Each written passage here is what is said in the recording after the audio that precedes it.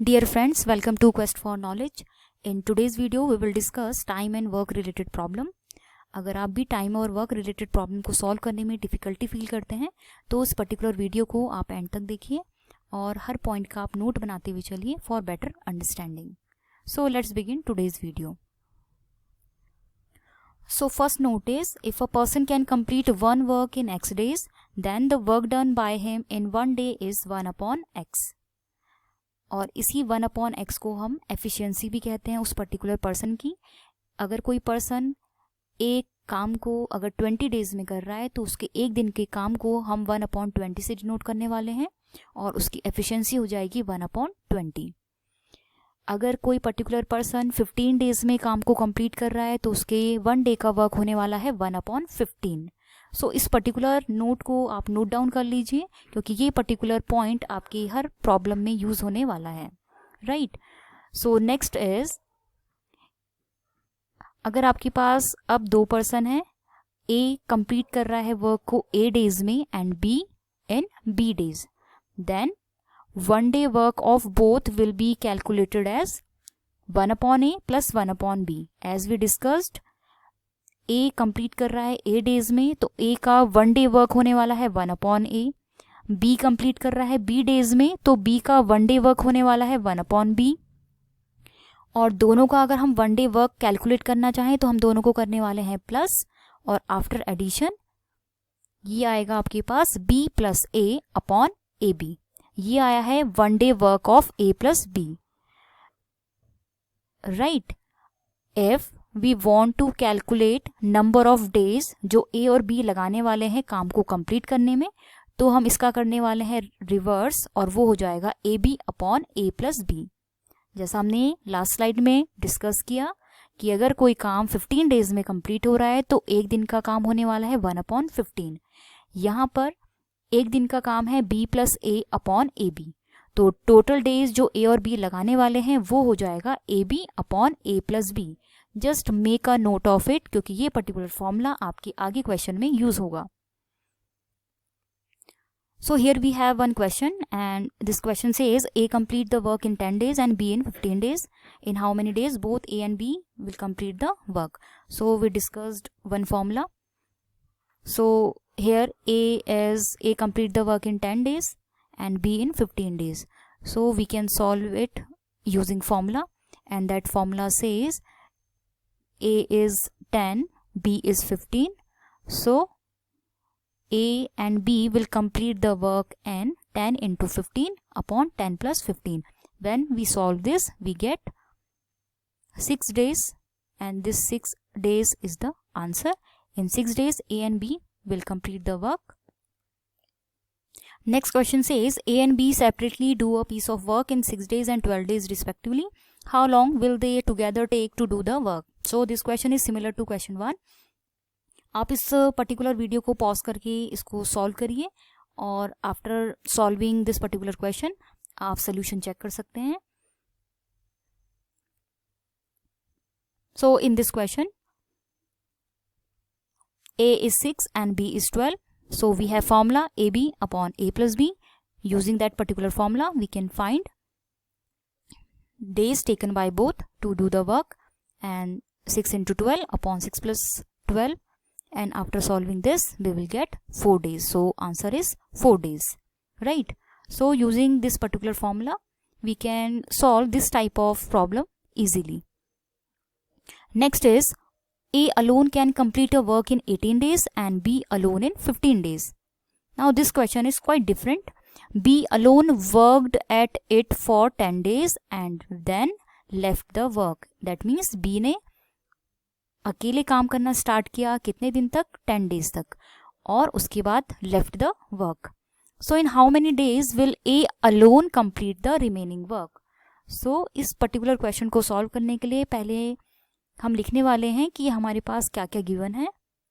इस particular question में B का है 15 डेज कंप्लीशन टाइम, यानी B जो है 15 डेज में काम को कंप्लीट करता है, तो B का 1 डे वर्क आने वाला है 1 upon 15, right? So this is 1 day work of B. So B alone worked at it for 10 days. तो B का 10 days का वर्क निकालते हैं और वो हम निकालेंगे मल्टीप्लिकेशन ऑपरेशन से। 10 और 1/15 को जब मल्टीप्लाई करेंगे तो ये आपका बी का 10 डेज वर्क कैलकुलेट होगा, और इसको जब हम सॉल्व करते हैं तो ये आता है 2/3। दैट मीन्स बी ने 10 डेज के बाद 2/3 वर्क को कंप्लीट कर लिया है। अब कैलकुलेट करते हैं रिमेनिंग वर्क कि आपके पास कितना काम बच गया है। तो काम आपका जो 1 था उसमें से 2/3 जब आप माइनस करते हैं तो आपके पास आता है 1/3। दैट मीन्स 1/3 वर्क अभी आपके पास रिमेनिंग है, जो कौन कंप्लीट करने वाला है, ए कंप्लीट करने वाला है। तो ए का 1 डे वर्क था 1/18, राइट। ए जो है कितने दिन लगाता है, 18 डेज लगा रहा है एक काम को कंप्लीट करने में। नाउ आपके पास जो काम है वो कितना है 1/3, तो 1/3 काम को कंप्लीट करने में ए कितने दिन लगाने वाला है, इसको आप सिंपली ऑब्वियस है आप 18 को मल्टीप्लाई करेंगे 1/3 से, और आपके पास जो रिजल्ट आएगा वो फाइनल रिजल्ट होगा जो ए लगाने वाला है रिमेनिंग वर्क को कंप्लीट करने के लिए, राइट। तो अब जब आप किसी भी क्वेश्चन को स्टेप बाय स्टेप करेंगे तो आप सोल्यूशन तक पहुंच जाएंगे। बस आपको जो है स्टेप बाय स्टेप क्वेश्चन को सॉल्व करना है, right. So next question we have is A can do a work in 12 days and B is 60% more efficient than A. To do the same job B alone would take. So this question is related to efficiency. यहाँ पे है A का काम कितना है, 12 days में completion time है, A 12 days में काम को कंप्लीट कर देगा।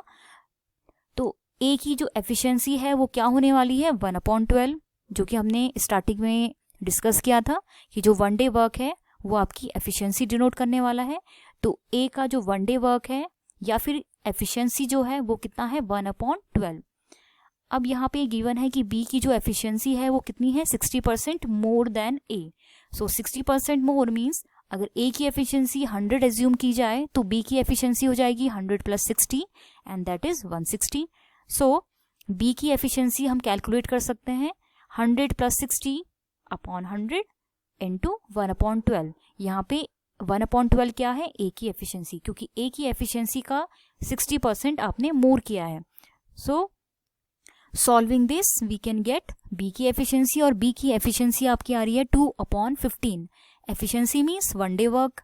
सो बी का जब 1 डे वर्क आ गया है आपके पास 2/15, तो बी वर्क को कंप्लीट करने में कितने डेज लगाने वाला है, आप 2/15 का करेंगे रिवर्स, जो कि आपके पास आएगा 15/2। दैट मीन्स बी 15/2 डेज लगाने वाला है उस वर्क को कंप्लीट करने के लिए, और 15/2 को जब आप सॉल्व करते हैं तो वो आएगा आपके पास 7.5। So B alone would take 7.5 days to complete the work. Next question है A is twice as good a workman as B. That means A जो है बी से आपका डबल गुड है, और वी कैन से ए जो है बी से ज़्यादा एफिशिएंट है। कितना एफिशिएंट है, ट्वाइस एफिशिएंट है। And together they finish a piece of work in 14 days। और हमें निकालना है इसमें the number of days taken by A alone to finish the work, कि ए जो है कितने दिन में काम को कंप्लीट करने वाला है। सो फर्स्ट जो क्वेश्चन को रीड करके हमें समझ में आता है वो ये समझ में आता है कि जो ए है वो है मोर एफिशिएंट। ए अगर मोर एफिशिएंट है तो ए के जो नंबर ऑफ डेज हैं वो बी के कंपैरेटिवली कितने कम होने वाले हैं, ट्वाइस कम होने वाले हैं, because this is given A is twice as good a workman as B. So it means B takes twice time to do the same work. अब इस पर्टिकुलर क्वेश्चन में हम एज्यूम करने वाले हैं कि ए जो है आपके एक्स डेज लगा रहा है and B takes 2x days, because B जो है वो ए का डबल टाइम लगाएगा, because B is less efficient than A and together they take 14 days. So again we can apply formula, and that formula says this into this upon x plus 2x is equals to 14, as we discussed in earlier case. So when we solve this we get 21 days. That means A will take 21 days to complete the work, right? So you can pause this video, you can understand it, you can listen it again, and you can make a note of this particular question as well.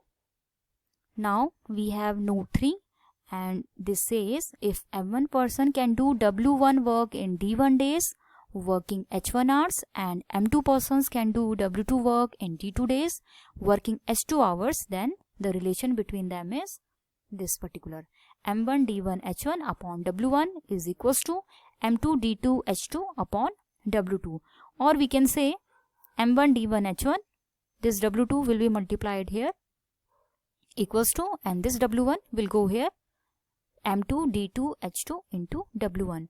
So just make a note of this particular formula, and based on this formula we have number of question on work and time. So just solve one of the questions, and the question is 10 men working 6-hour day can complete a piece of work in 18 days. How many hours per day must 15 men work to complete the same work in 12 days? So first we will write all the values which are given in this question. M1 is given, H1 is given, D1 is given, and also we have given the value of M2 and D2. We need to calculate H2. So using formula M1 D1 H1, M2 D2 H2, we can put values of given terms and we can find the value of H2, and the value of H2 after solving this is 6 hours. So after solving this we can calculate the value of H2. So using this particular formula we can put value, given values, and we can find the unknown term. The next question is 39% can repair a road in 12 days working 5 hours per day. In how many days will 30% working 6 hours per day complete the work? So again in this question we will write all the terms which are given.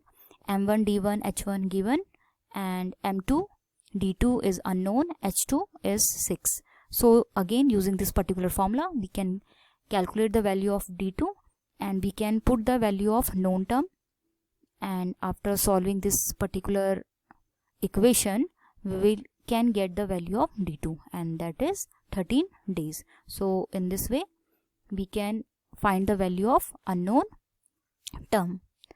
The next question is 7 men can complete a piece of work in 12 days. How many additional men will be required to complete the double the work in 8 days? So now we have double work. So in this particular question M1 is 7, D1 is 12, and W1 is 1, because particular one work is done by 7 men in 12 days. And M2 we need to calculate, D2 is 8 and W2 is 2, because here in question it is written to complete the double work. So here we have double work. When W1 is 1, so W2 will be 2, twice of this. So again using formula M1 D1 W2, M2 D2 W1, here H is not given, so that will be considered as 1. So putting the value of these particular terms we can find the value of M2, and that is 21. So number of additional men will be, we have 21 men to complete double work, and 7 men we have already. So additional man will be 21 minus 7 is 14. Thank you for watching this video till the end. If you have learned something from this particular video, you can like this video. If you have any query related to time and work, you can write me on the comment box, and for more videos you can subscribe to this channel. Thanks for watching.